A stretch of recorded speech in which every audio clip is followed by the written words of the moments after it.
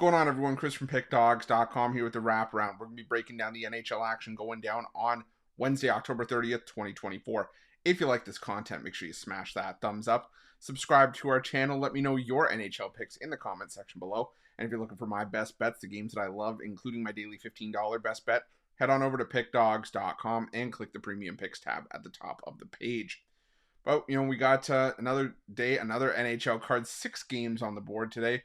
You can see we pinned the comment in Tuesday's wraparound. We're starting the do not bet list for the NHL. Probably going to be talking about a couple teams that might be on it. But what I'm going to ask you guys to do is not only leave your picks in the comment section below, but if there's any teams you think that should be on the do not bet list already, or if there's any situations or spots where you have them on a do not bet list, let me know in the comment section. Maybe we'll start to put one together. But for now, we still got 6 games to talk about. We're going to talk about some of those teams that are on my do not bet list. But enough blabbering. You guys know the drill. You ready? I'm ready. Let's get into it.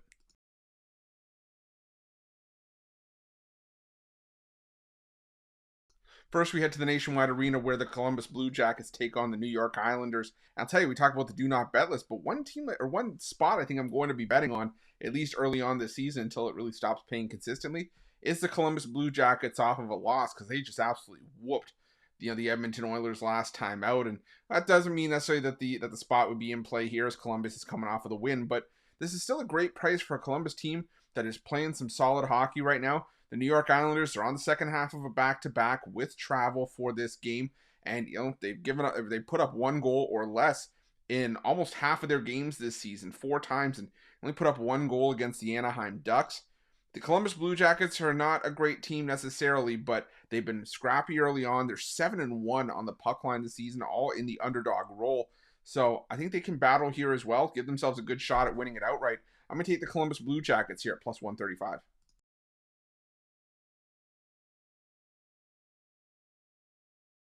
Now we head to the Little Caesars Arena where the Detroit Red Wings take on the Winnipeg Jets, and the Winnipeg Jets took their first loss of the season against the Toronto Maple Leafs last time out, losing that game 6-4. But I will say, Winnipeg did a very good job of battling back. They fell behind early and often. They fell behind 4-0 and cut the deficit to 5-4 with just under 4 minutes to go. But it was too little too late as Toronto put in the empty netter. But now you take on a Detroit Red Wings team that has still had trouble finding a consistent goaltending option this season. There's been spots where, the Red Wings, like we talked about earlier, shut out the Islanders, but there's also been games where, the goaltending gives up 5 goals on the road against the Sabres and gives up 5 goals to the Rangers. The Winnipeg Jets, 4-0 start to the season on the road, and while some of those games have been less, and I think that the Winnipeg Jets bounce back here, I'm going to take the Winnipeg Jets on the money line here at minus 140.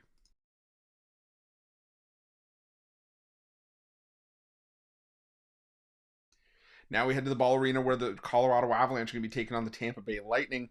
And we bring up my first team that might have to go on the do not bet list is the Colorado Avalanche. You may say, well, that sounds crazy. They just won 5 games in a row. Yeah, but then they come out flat against the Chicago Blackhawks of all teams they had flat out owned in Colorado in past seasons. And the reason I say that Colorado might have to go on the do not bet list is because the goaltending is inconsistent. I mean, Alex Georgiev, hasn't been the number one option that he was last season. He won, I think, the second most games in the NHL last year, and has not been good out of the gate. Justus Anunen is now looking like their number 1 goalie, and I don't trust Georgiev or I don't trust Anunen against the Tampa Bay Lightning. Yeah, the Lightning have lost some pieces. They lost Steven Stamkos and they let him go in free agency, but still, this is a Tampa Bay team that has a deep lineup. They have a great core of players, and not only that, they have a world-class goaltender in Andrei Vasilevskiy. We have to confirm that it's Vasilevskiy getting the start here, but I just think that the Lightning are the more trustworthy team in this spot because I can't trust what I'm going to see between the pipes from the Colorado Avalanche on any given night. So I'm going to take the Tampa Bay Lightning here at even money.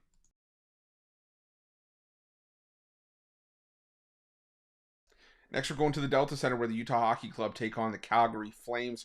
And Utah could be another team that we have to talk about for the do not bet list.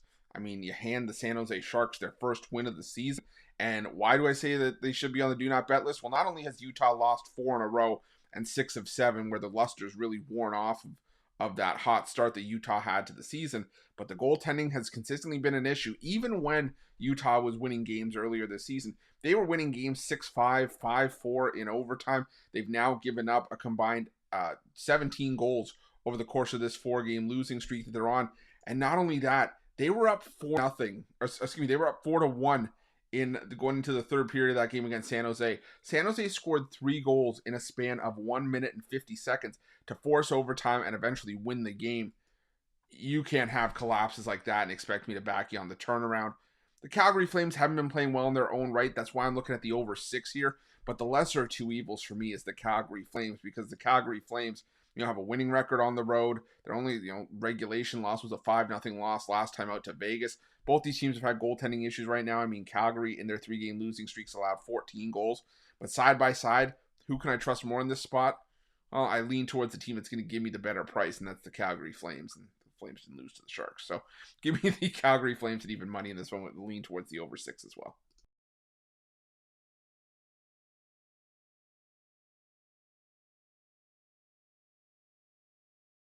Now we head to the Crypto.com arena where the Los Angeles Kings host the Vegas Golden Knights. And I'll take teams that have also lost to the San Jose Sharks for 400, Alex, who are the Los Angeles Kings. I mean, that was a brutal performance from the Kings in that game on Tuesday against the Sharks, losing that game in convincing fashion as well, as the Sharks just dominated the third period in that game. And now you head home for a date against the Vegas Golden Knights, who, granted, have not won a game on the road this season. They're 0-2-1. However, if you tell me that there's a hierarchy of 4 teams being the Florida Panthers, the Tampa Bay Lightning, the Washington Capitals, and the Los Angeles Kings, I would put the Kings at the bottom of that totem pole. And those are all the teams that Vegas will have played on the road after Wednesday's game. I think that the 3 teams that Vegas played on the road on their East Coast road trip earlier this season, much tougher tests than what they're up against here. A Kings team with travel on the second half of a back-to-back. So I'm going to take the Vegas Golden Knights in this one at the coin flip price.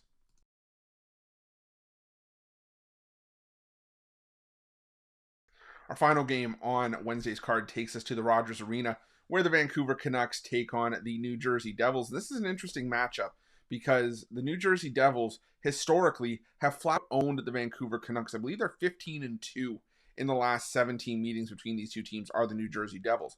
However, none of those 17 meetings had the games where, Jake Allen was the starting goaltender for the New Jersey Devils, and, Jacob Markstrom. But Markstrom is familiar with the Vancouver Canucks from his time with the Calgary Flames last season. And how well did that work out for the Calgary Flames? Well, Jacob Markstrom gave up a combined 12 goals with a 3.7 goals against average and 879 save percentage, and had a 1-3 record against the Vancouver Canucks last season.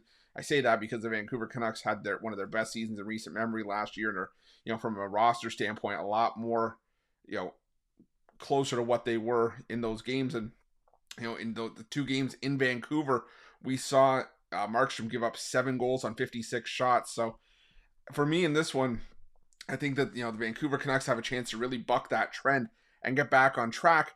But I also lean towards the over here, because we've seen the last 2 meetings last year between Vancouver and New Jersey see a combined 21 goals. And like I said, I don't trust the goaltending for the New Jersey Devils at the best of times.